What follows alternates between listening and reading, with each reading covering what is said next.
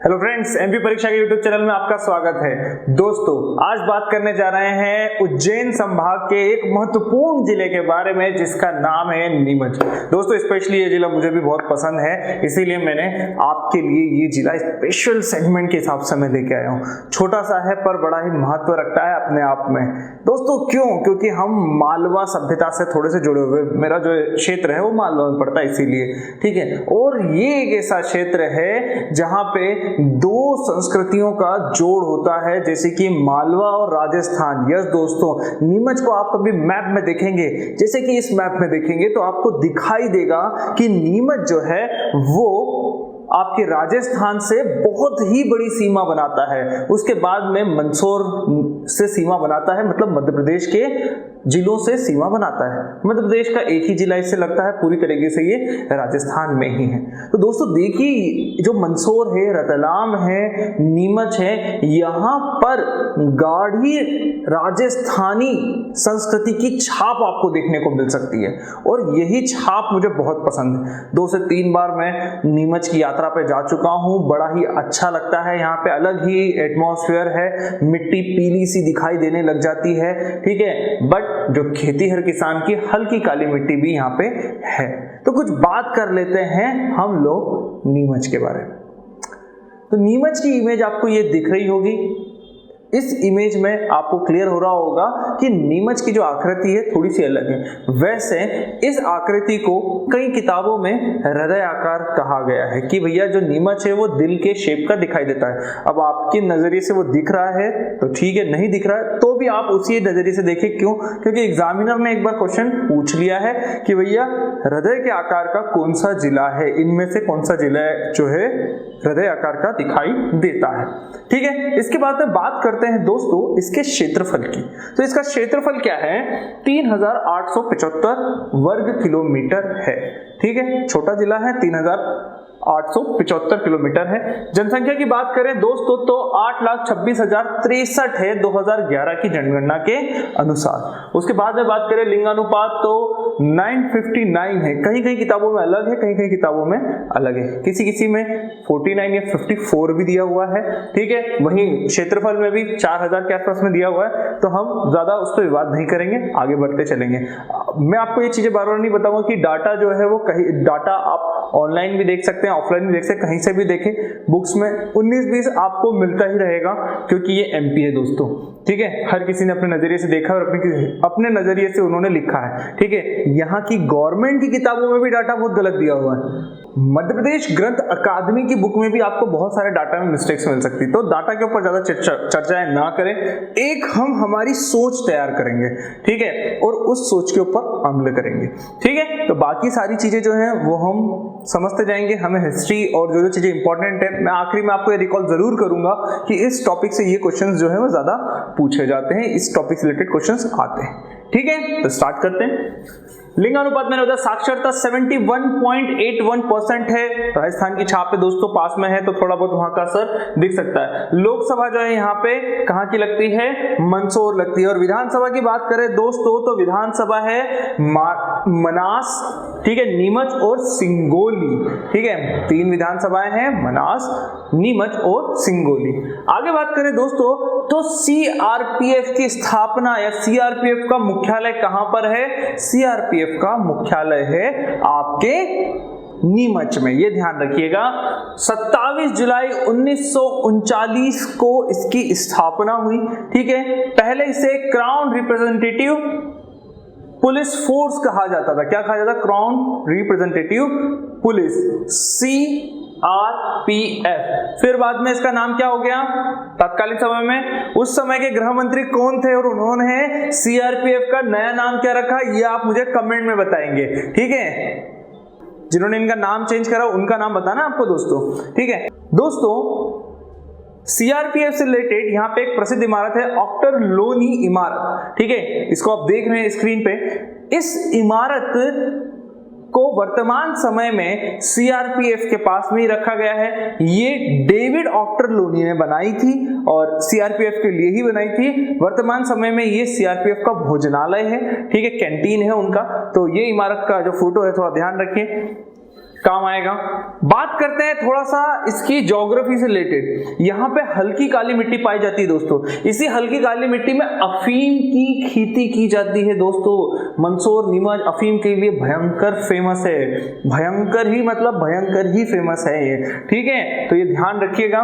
इसके अलावा यहाँ पे ग्रीष्म काल जो है अत्यधिक गर्म होते हैं और सर्दियां बहुत ज्यादा सर्द होती है। क्यों ऐसा होता है दोस्तों? ये है भले से मालवा के पठार से लगा हुआ पर थोड़ा सा ऊपर है, जो कि उत्तरी मैदान से के अंदर इसका हिस्सा जो है ज्यादा आता है, तो उत्तरी मैदान के अंदर हिस्सा ज्यादा आने की वजह से लंबी लंबी हवाएं यहाँ पे चलती हैं, हमें प्रतीत होती है। उसके अलावा बात करें दोस्तों तो इस क्षेत्र में कुछ अरावली पर्वत के अवशेष भी मिलते हैं, अरावली पर्वत के अवशेष, ठीक है, मतलब अरावली पर्वत जो है वो इधर फैला हुआ है, तो उसके थोड़ी बहुत पहाड़ियां जो है हमें नीमच जाएंगे तो हमको देखने को मिलेगी।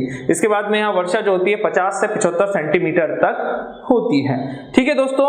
इसके बाद में बात करें तो इतिहास की उम्र चले ऊपर जाएं तो सबसे महत्वपूर्ण इतिहास इसका आता है कि 1857 की क्रांति मध्य प्रदेश में नीमच से ही शुरू हुई थी। कब? 3 जून को, ठीक है। यहाँ के सारे हिंदू सैनिक जो थे वो खिलाफ हो गए थे किसके? अंग्रेज सैनिकों के। उनको उन्होंने मार खदेड़ के भगाया और उसके बाद में नीमच छावनी के ऊपर उन्होंने अधिकार कर लिया। इनके साथ में वहां पर स्थित किसी भी प्रकार के कार्य से जुड़े हुए, चाहे खाना बनाने वाले हो, चाहे घोड़ों को साफ करने वाले हो, चाहे कोई किसी भी प्रकार के अंग्रेज सेना में पदस्थ हिंदू या भारतीय सैनिक ने क्या करा? ज्वाइन कर लिया स्वतंत्रता संग्राम को, ठीक है, इसको हम ध्यान रखेंगे। आगे बढ़ते हैं, कुछ इमेजेस हैं, इन इमेजेस को देखिए आप, उसमें आपको थोड़ा सा बहुत अच्छे से समझ में आएगा, ठीक है, कि किस तरीके से नीमच छावनी ने मध्य प्रदेश में पहली बार जो है स्वतंत्रता के लिए आंदोलन किया था, और वो सबसे पहली थी, फर्स्ट थी, ठीक है। चलिए, और कहां से शुरू हुआ था वैसे 1857 की क्रांति कहां से शुरू हुई थी? कमेंट में बताइए, ठीक है, अपने दोस्तों को जलाइए कि आपकी तैयारी घर बैठे हो रही है। चलिए आगे बढ़ते हैं। पूर्व में नीमच, ठीक है, इससे पूर्व, बहुत पूर्व की बात हो रही है, पूर्व में नीमच अजमेर रियासत का हिस्सा था, ठीक है, अजमेर रियासत का एक छोटा सा हिस्सा है, अजमेर यहाँ से आगे पास में ही है, ठीक है। उसके बाद में यहाँ पे ग्वालियर के राजाओं का अधिकार हो गया और ये ग्वालियर रियासत का हिस्सा बन गया।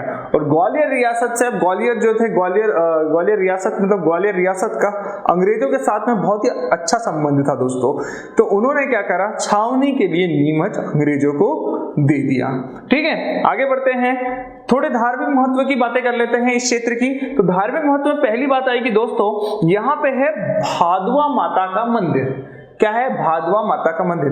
भीलों की प्रसिद्ध माता है। यहाँ पर आप जाएंगे तो आपको मुर्गे उड़ते हुए मिलेंगे, ठीक है, हर तरफ बकरे ऐसे ही घूम रहे हैं, ठीक है। मतलब क्या है, यहाँ पे आते हैं और भादवा माता को चढ़ा के चले जाते हैं। यहाँ पे कोई काटने वाटने का ज्यादा हिसाब नहीं है, माता को चढ़ा के वो व्यक्ति चला जाता है। तो आपको यहाँ पे बहुत मुर्गे और मुर्गा मुर्गी और आपको बकरा बकरी देखने को मिलेंगे। मैं 2 से 3 बार गया हूँ यहाँ पे, बड़ा ही अलग दृश्य, थोड़ा राजस्थानी कल्चर के साथ में एक वो माता जी का मंदिर बड़ा अच्छा लगता है, ठीक है। फिर है यहाँ पे कुकड़ेश्वर महादेव का मंदिर, इमेज भी देखते रहिएगा दोस्तों। कुकड़ेश्वर महादेव का मंदिर भी बहुत ही प्रसिद्ध है, ठीक है। आगे बढ़ते हैं, शहाबुद्दीन औलिया का उर्स नीमच में भराता है दोस्तों। शहाबुद्दीन औलिया का उर्स बहुत ही प्रसिद्ध है, बहुत बार एग्जाम में पूछा गया है। ये देखिए कितना जोरदार उर्स जो है यहाँ पे लगता है। उर्स होता क्या है? एक प्रकार का मेला ही होता है, बट वहां पे पास में दरगाह वगैरह कुछ ना कुछ होता है, जिसके कारण वहां पे लोगों का जमावड़ा आपको देखने को मिलता है, ठीक है। चलिए आगे बढ़ते हैं दोस्तों, आगे बात करते हैं गवर्नमेंट ओपीएम एंड एल्कलाइट फैक्ट्री। दोस्तों यहाँ पे जो गांव वाले आसपास के क्षेत्र में जो अफीम उगता है उससे लिया जाता है, एकत्र किया जाता है और फिर मेडिकल यूज के लिए डिस्ट्रीब्यूशन यहाँ पे भारत सरकार द्वारा ही किया जाता है, ठीक है। तो ये एल्कलाइट फैक्ट्री क्यों प्रसिद्ध है? एल्कलाइट फैक्ट्री एकत्र करती है किसको? आपके अफीम को, और फिर यूज में लेती है मेडिकल मेडिसिन के, जो कंपनी को नीड पड़ती है उनको वहां से वो सप्लाई करती है। तो ये ध्यान रखेंगे हम। आगे बढ़ते हैं, इस क्षेत्र में सीमेंट की परतें, चूना पत्थर की परतें पाई जाती है, इसलिए यहाँ पे सीमेंट इंडस्ट्री भी, विक्रम सीमेंट, आदित्य बिरला ग्रुप के कुछ सीमेंट उपक्रम हैं यहाँ पे, तो विक्रम सीमेंट जो है बहुत प्रसिद्ध है, फेमस है। और उसके बाद में बात करेंगे दोस्तों, एक चीज मुझे याद आई थी और मेरे पढ़ने में भी आई थी, तो मैंने सोचा कि आपके साथ में शेयर की जाए। नीमच का नाम जो नीमच है वो इसलिए पड़ा है क्योंकि ये जो छावनी थी जो यहाँ पे अंग्रेजों ने स्थापित की थी, तो उसका नाम क्या रखा था इन्होंने, north India military and cavalry headquarter. इसका शॉर्ट फॉर्म था HCMIN। तो यहीं से आता है आपका नीमच।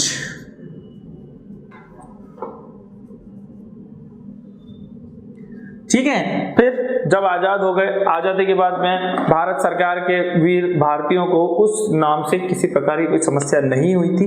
उन्होंने लगा कि नहीं ठीक है यार, अच्छा लग रहा है नाम, रहने देना चाहिए, और मुझे भी ऐसा लगता है कि हाँ अच्छा नाम है, रहने देना चाहिए, तो उन्होंने नीमच जो है इसका नाम रहने दिया। तो यहां से आया था नीमच नाम। तो चलिए दोस्तों, इस टॉपिक से रिलेटेड कुछ क्वेश्चंस करते हैं अब जल्दी।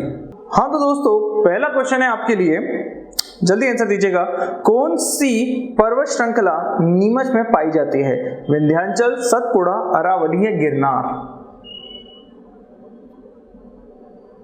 सही आंसर है दोस्तों अरावली। नीमच जिला सीमा बनाता है रतलाम से, धार से, देवास से कि राजस्थान से? सही आंसर है दोस्तों राजस्थान से। आगे बढ़ते हैं, ग्रीष्म ऋतु नीमच में होती है, ग्रीष्म ऋतु में नीमच की क्या स्थिति होती है? साधारण ग्रीष्म होती है यहाँ पे, अत्यधिक गर्म होती है, रातें सर्द होती है और दिन गर्म होते हैं, इनमें से कोई नहीं। तो अत्यधिक गर्म होता है यहाँ पे ग्रीष्म ऋतु में। ठीक है, आगे बढ़ते हैं, कुकड़ेश्वर महादेव नीमच में है, मंदसौर में है, रतलाम में है कि धार में है? कहाँ है दोस्तों? नीमच में। नीमच में उर्स लगता है मोइनुद्दीन चिश्ती का, बाबा बदख्शानी का, हुसैन शाह का या शहाबुद्दीन औलिया का? सही आंसर है शहाबुद्दीन औलिया। आगे बढ़ते हैं दोस्तों, अफीम उत्पादक प्रमुख जिला है, मंदसौर, प्रतापगढ़, नीमच? ए तथा बी दोनों, डी ऑप्शन है आपका, बताएं सही आंसर क्या होगा दोस्तों इसका, ए और बी। मध्य प्रदेश में ग्राम न्यायालय की शुरुआत कहां से हुई थी? नीमच से, मंदसौर से, झांतला से या कुकड़ेश्वर से? दोस्तों ये बताना मैं भूल गया, इसका सही आंसर है सी, झांतला से। ठीक है, ध्यान रखिएगा, इसका सही आंसर है सी, झांतला से। झांतला वो जगह है जहां से सबसे पहले ग्राम न्यायालय की शुरुआत हुई है मध्य प्रदेश में। ठीक है, आगे बढ़ते हैं, मध्य प्रदेश में किस जिले से सीआरपीएफ का जन्म हुआ? महू से, छावनी से, नीमच से या कोई नहीं? तो कहां से हुआ है दोस्तों? नीमच से हुआ है। आगे बढ़ते हैं, एल्केलाइट फैक्ट्री किस जिले में है? प्रतापगढ़, नीमच, मंदसौर, रतलाम? तो कहां पे है दोस्तों एल्केलाइट फैक्ट्री? नीमच में है। ठीक है, लास्ट क्वेश्चन है दोस्तों, नीमच में वन पाए जाते हैं, सदाबहार, पतझड़, उपोष्ण या कटीले वन? तो नीमच में वन पाए जाते हैं कटीले वन। दोस्तों बताइए आपको कितने मार्क्स आए हैं इन क्वेश्चंस में, क्वेश्चंस आपको अच्छे लगे कि नहीं लगे? कुछ चीजें दोस्तों आपको याद में रखनी है, जैसे कि पहला, एल्केलाइट फैक्ट्री अफीम का उत्पादन होता है और एकत्र कहां पे होता है? एल्केलाइट फैक्ट्री में होता है, तो ये पहली चीज। दूसरी चीज आपको ये याद रखनी है कि 1857 की क्रांति में सबसे पहले भाग कहां से लिया गया था? नीमच से लिया गया था, नीमच छावनी से लिया गया था। ठीक है, इसके बाद में कुछ हिस्टोरिकल प्लेस जैसे कि शहाबुद्दीन औलिया का उर्स, बहुत फेमस है दोस्तों, सबसे ज्यादा ये पूछा गया है। फिर भादवा माता को आप याद रख सकते हैं। तो ये जो मैंने आपको 3 से 4 क्वेश्चन बताए हैं, ये फेवरेट क्वेश्चन है व्यापम के, एमपीपीएससी के भी, तो इन्हें याद रखें। और बाकी सीमाओं को आपको ध्यान में रखना ही पड़ेगा कि राजस्थान से लगा हुआ जिला है कि नहीं, क्योंकि राजस्थान, उत्तर प्रदेश, महाराष्ट्र, गुजरात और छत्तीसगढ़, इनसे लगे हुए जिलों के ऊपर क्वेश्चन कभी कभी आ जाते हैं। तो ये जो है महत्वपूर्ण बॉर्डर्स के हिसाब से भी महत्वपूर्ण जिला हो जाता है। दोस्तों आज के लिए इतना ही, कल फिर एक नए जिले के साथ मुलाकात होगी। प्लीज कमेंट में बताइए कि लेक्चर कैसा लगा, और वीडियो को लाइक भी करिएगा, कमेंट भी करिएगा, शेयर भी करिएगा और सब्सक्राइब भी करिए, और सब्सक्राइब के साथ में बेल आइकन भी दबा दीजिए। ठीक है, तो चलिए मुलाकात होगी अब नेक्स्ट वीडियो में। आज के लिए इतना ही। जय हिंद, जय भारत। दोस्तों ऐसी और वीडियोस के लिए अभी सब्सक्राइब कीजिए एमपी परीक्षा चैनल को और बेल आइकन दबाना ना भूलें। और अगर आप किसी भी एग्ज़ाम की तैयारी कर रहे हैं तो अभी डाउनलोड करें परीक्षा ऐप।